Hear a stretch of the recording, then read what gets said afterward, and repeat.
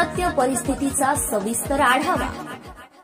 पुण्यात टोळी युद्धाने पुन्हा डोकं वर काढलेलं बघायला मिळते। वनराज आंदेकर यांच्या हत्येचा बरोबर 1 वर्षाने त्यांच्या हत्या प्रकरणातील आरोपी गणेश कोमकर याच्या मुलाची हत्या करण्यात आली आहे। यामुळे एकाच खळबळ उडाली आहे। पुण्यात गणेशोत्सवात टोळी युद्ध बघायला मिळते। राष्ट्रवादी काँग्रेसचे माजी नगरसेवक वनराज आंदेकर यांच्या खून प्रकरणातील आरोपी गणेश कोमकर याच्या तरुण मुलाची हत्या करण्यात आली आहे। आयुष कोमकर असे या तरुणाचे नाव आहे। पुण्याच्या नाना पेठेत आज रात्री 8:30 वाजेच्या सुमारास ही घटना घडली। आरोपींनी दुचाकीवरून येत तरुणावर 3 गोळ्या झाडल्या। या गोळीबारात आयुष कोमकर याचा मृत्यू झाला।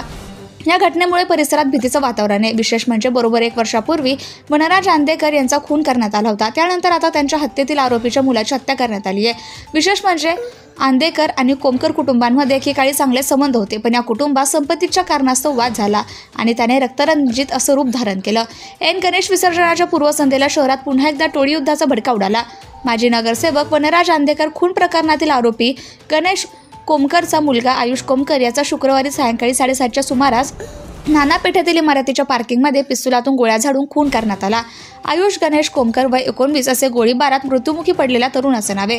अज्ञात हल्लेखोरांनी सायंकाळी आयुषवर पिस्तुलातून गोळ्या झाडल्या। त्यात गंभीर जखमी झाल्याने त्याचा मृत्यू झाला। मात्र नेमक्या किती गोळ्या लागल्या याची माहिती शवविच्छेदन अहवाल प्राप्त झाल्यानंतरच समजेल, अशी माहिती गुन्हे शाखेचे अतिरिक्त पोलीस आयुक्त पंकज देशमुख यांनी दिली।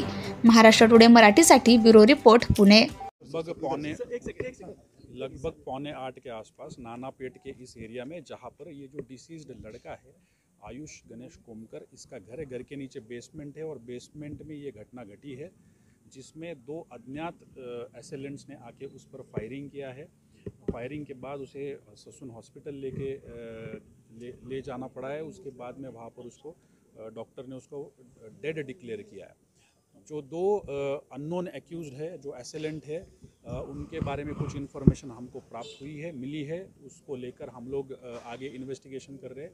इस पूरे जांच में लगभग 6 क्राइम ब्रांच की टीम और उसके साथ में जोनल जो जोन 1 है, इनके सारे पुलिस स्टेशंस के डीबी टीम भी काम कर रहे हैं।